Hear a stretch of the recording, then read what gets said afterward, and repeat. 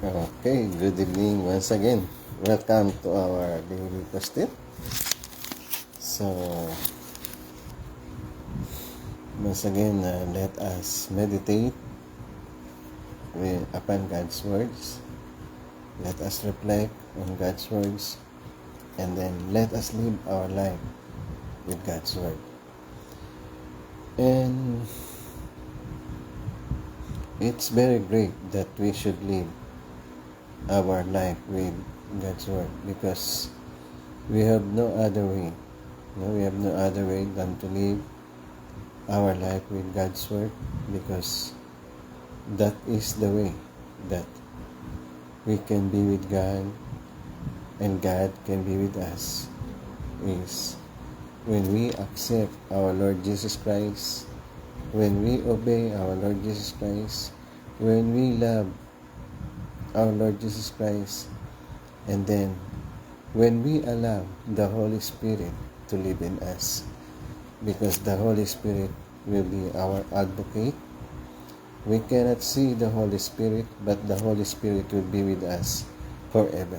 Take note, the Holy Spirit will be with us forever.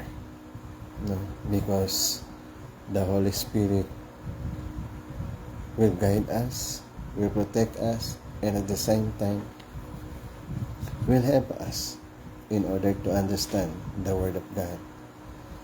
So, my sharing to you for tonight is taken from the book of John, chapter 14, verse 15,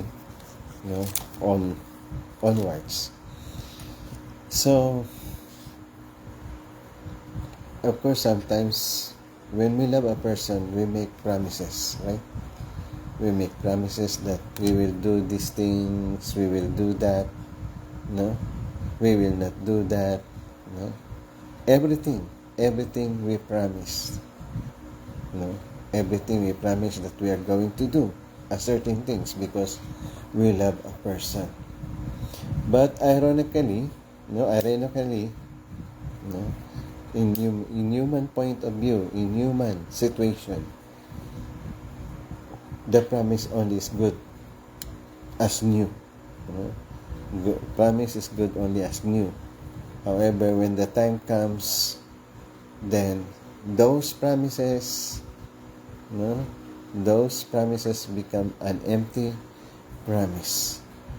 And it should not be that way.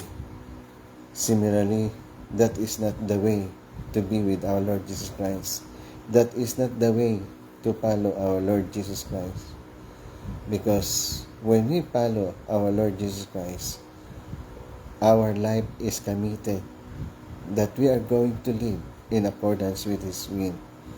And that is to say, in John 14:15, it says, "If you love me, keep my command." If you love me, keep my command. So that means, if we say we love Jesus, if we say we love God generally, if we say we love the Holy Spirit, if we say we are going to live and love our Heavenly Father, our Lord Jesus Christ, that means, first and foremost, we need to obey His command. We need to obey His command. Number one is, love God with all our heart, with all our soul, with our spirit. That means, the focus of our love, first and foremost, it is our Heavenly Father. If we are going to live our life, that means the focus of our lives, the focus of our love, or our first love must be, that is our Heavenly Father. That means our life must be centered on God. Everything that we do must be centered on God. We must be one with God. Totally one with God. Because God is the subject and we are the object, there must be a complete unity. When we say we love God, there must be a complete unity, just like the mind and body. Then, if there is a complete unity, it is very easy for us to live our life in accordance with God's will. Because He says, no, do you not know that you are the temple of God and God dwells in you? That means God will dwell in us if we are completely one with God. If we completely obey His commandment, then we will be one with us. And then we are going to resonate. We are going to reflect that love that we have to our Heavenly Father. We are going to expand that love that we have to our Lord and Savior Jesus Christ. And that is to say, He said, love your neighbor as you love yourself. That means love God above ourselves. This is a vertical alignment, no? Vertical alignment with God.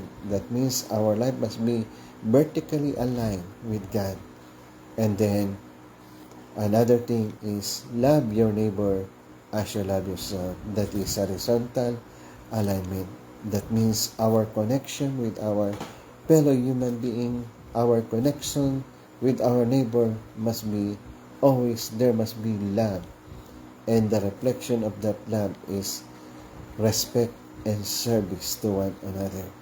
Respect and service to one another. And that means we need also to serve one another. No? If we are in Christ, if we love our Lord Jesus Christ, that means we serve one another. Because He says, whoever wants to follow me, take up his cross and follow me. So that means if our Lord Jesus Christ loved the world, if our Lord Jesus Christ loved the people, we should also love the people. And then eventually, we need to serve the people. We need to care for the people. And then, of course, along the way, as we approach, as we going to the kingdom of heaven, the best formula that we could establish the kingdom of heaven is love your enemy. Love your enemy. This is the formula that God gave us in order to establish the kingdom of heaven. First and foremost, love God with all our heart, love your neighbor, love your enemy, and then serving one another. So if we serve one another, it means we obey the command of our Lord and Savior Jesus Christ. He said, if you love me, obey my command. And then also He says, they will know you. They will know you that you are my disciples because you love one another.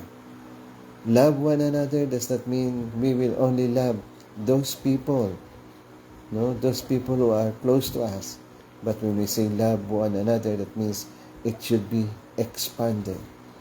It goes beyond boundaries, beyond race, beyond families. That means if we love one, if we love our neighbor, that means we must break all kinds of boundaries.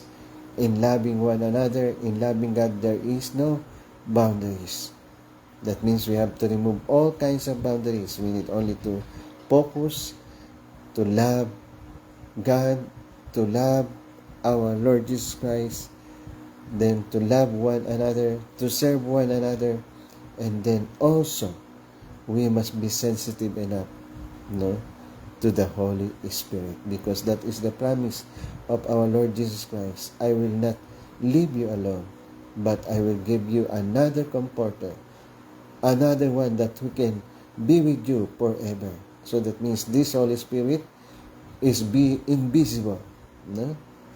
This Holy Spirit has no human form. This is a completely an invisible Spirit, the Holy Spirit. But this Holy Spirit, the Holy Spirit will be with us forever. And then this Holy Spirit would not become any kind of human being, but rather it is only the Spirit, the Holy Spirit, that will guide us in order to understand the words of God. And then eventually, if we love our Lord Jesus Christ, if we love His words, then surely we can establish the kingdom of heaven on earth. Because that is the goal. That is the goal of our life of faith. That is to build the kingdom of heaven. Always remember, God did not create for nothing. But rather, He created because He wanted to see the kingdom of heaven. And we need to participate. We need to cooperate with that. And how can we cooperate? We need to love our Lord Jesus Christ. We need to follow the Holy Spirit. And then, we need to apply the words of our Lord Jesus Christ. We need to apply the words of God. And we need to apply to love God with all our heart, to love our neighbor as we love ourselves. Okay? So, thank you once again. I will see you again for another episodes of this Daily Question. Okay, God bless. God's love we share.